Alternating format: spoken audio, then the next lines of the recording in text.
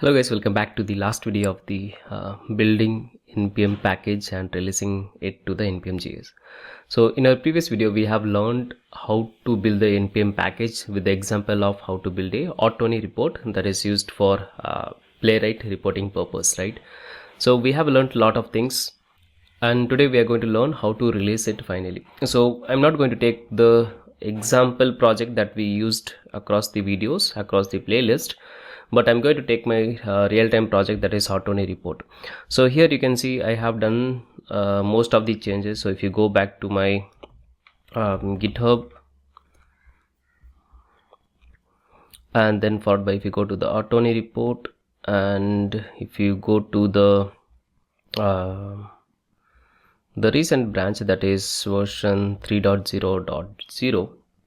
so here you can see like we have a lot of improvements. Actually I have done a lot of things. So yeah, now I'm just going to make a commit here. So I have done few changes here. So first of all, what we have to consider before releasing is your readme packages. So already we know tsup that will build your TypeScript into a JavaScript project, but apart from that we need the readme file and the changelog if you are doing it for this like small minor updates. So first of all, let's go to the NPM JS website and you have to click on the sign up and then you have to give your basic detail. That should be really easy.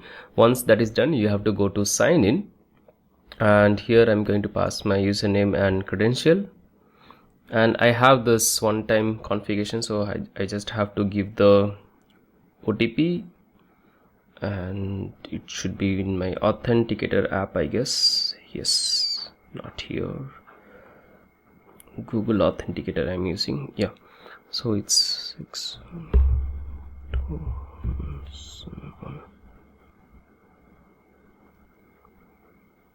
Yeah, that's it. So we have successfully logged in. Once you logged in, you can go to your profile and you can see the packages. So number of packages it will show. So the last version I published is 2.0.9.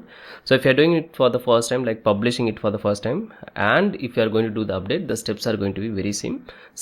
Only one difference is like you have to change your package name. For example, the last published version is 2.0.9. so if I go to my package.json file, you can see it's 2.0.9. so I'm going to change it to 3.0.0. okay, so that is the next version I'm going to release.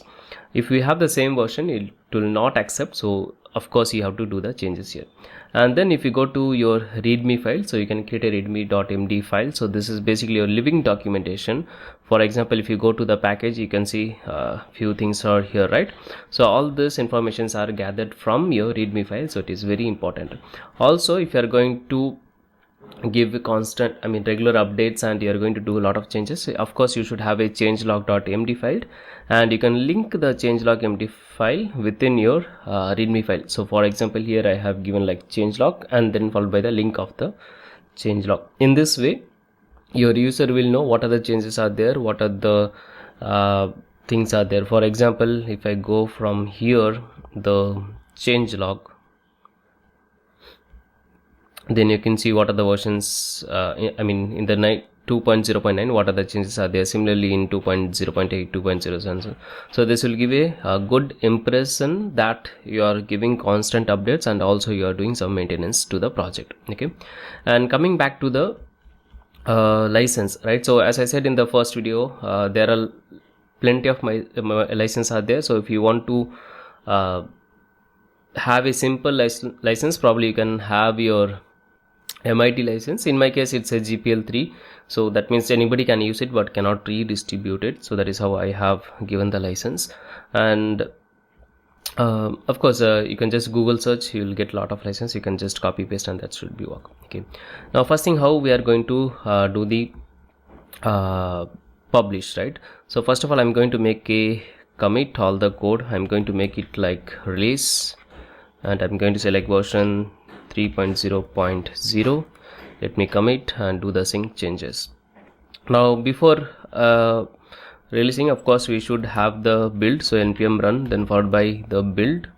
So this is I'm getting from my package.json. If you go to the script, you can see tsc basically it will transcompile all the TypeScript file into JavaScript, but in our case that is not required because tsup will take care of that. So npm run build, tsup will do all the things. Then we have this release npm publish, or I can also say npm run release. Okay, so if I say npm then followed by run then followed by release, let's see what happens. Yeah, it says like you need to authorize machine using npm add user. So basically it will try to authenticate first. Okay, but here you can see few of the things. So the package is npm ortoni report 3.0.0, and you can see the list of files it's going to deploy. Okay, so if you don't want to deploy some things, let's say for example I don't want to give this .github.vs code assets folder, then I can just create a file called .npm ignore and I can give all the things. So this will never go to my npm packages, and apart from that mostly whatever there in the dist folder, that will only go to your npm package. Okay, now we are going to do the npm login. So once you give npm login, it will ask you please enter to open in the browser. So once the browser will open, it will try to authenticate. So already we have authenticated, but of course I have to give the OTP, that is required OTP in the sense like from my authenticator app 565. Yeah.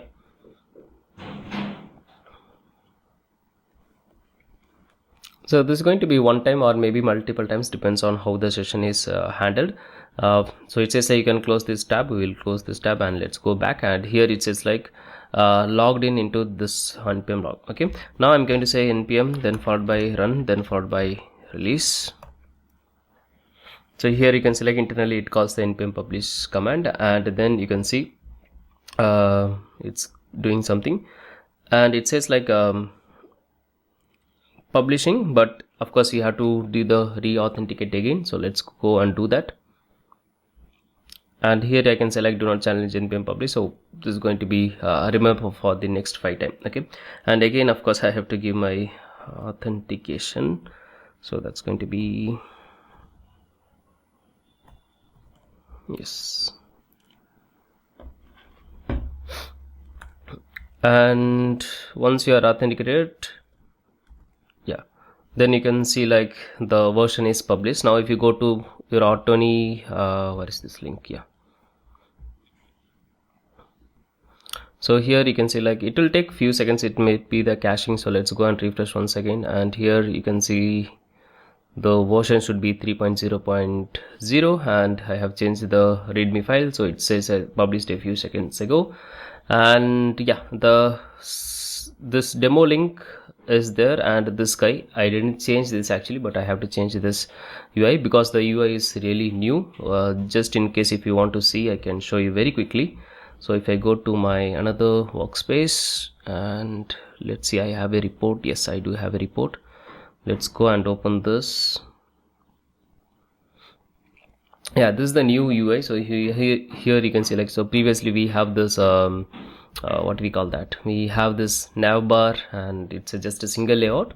Now this is basically your nav bar is removed, and we have 2 layouts. One is the dashboard where we have the stats and everything with the meta informations. This can be passed by the user, and then we have the test where like each and everything we can see here. Okay, so the same 2 layout column, that is what I prefer most, but dashboard and tests are now separated. And of course there is a theme toggle, and if you want to collapse this, of course you can collapse this. Okay, so yeah, that's it for this video. I hope you have learned how to release a package to the npm. If you have any queries, feel free to ask me in the comments. I'll be really happy to guide you through. And this is going to be very same for publishing for the first time, or if you're going to do some update, just make sure the version is going to increment.